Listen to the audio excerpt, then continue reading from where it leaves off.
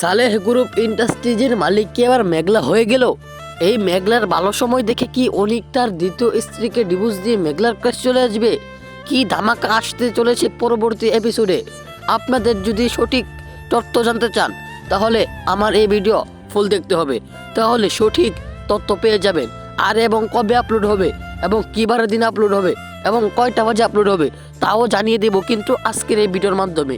আজকের ভিডিওটা খুবই কিন্তু ইন্টারেস্ট থাকতেছে। আসসালামু আলাইকুম ভিউয়ার্স, আশা করি সবাই ভালো আছেন। আলহামদুলিল্লাহ আমিও ভালো আছি।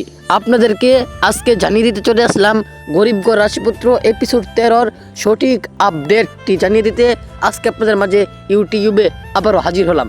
তাই কিন্তু ভিউয়ার্স ভিডিওটা খুবই ইন্টারেস্টিং এবং কেউ কিন্তু ভিডিওটা একটু স্কিপ করবেন না। একটু যদি স্কিপ করে ফেলেন তাহলে কিন্তু টুইস্টগুলা কখন আপলোড হবে, কীবার দিন আপলোড হবে তা কিন্তু আপনারা বুঝতে পারবেন না।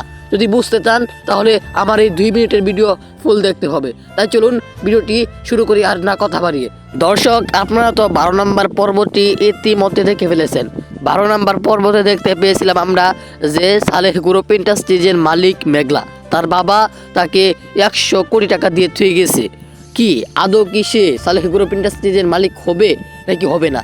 এবার যদি হয়েও যায় অনেককে কি সে চিনবে নাকি অনেককে তার চাকর হিসাবে রাখবে? কি ঘুরতে চলেছে পরবর্তী পর্বতে? চলুন ভিউয়ার্স আপনাদেরকে এখন জানিয়ে দেই এই নাটকটি কবে আপলোড হবে। আমরা যতটুকু জানি এই নাটকটি আপলোড হবে পরবর্তী সপ্তাহে।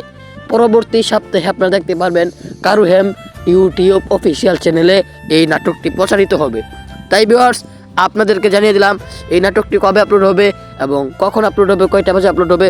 যদি ভিডিওটা একটু ভালো লাগে থাকে তাহলে আমার চ্যানেলটিকে অবশ্যই সাবস্ক্রাইব করে পাশে থাকবেন এবং সবাই ভিডিওতে বেশি বেশি লাইক কমেন্ট শেয়ার করে দিবেন। সবাই ভালো থাকবেন, সুস্থ থাকবেন।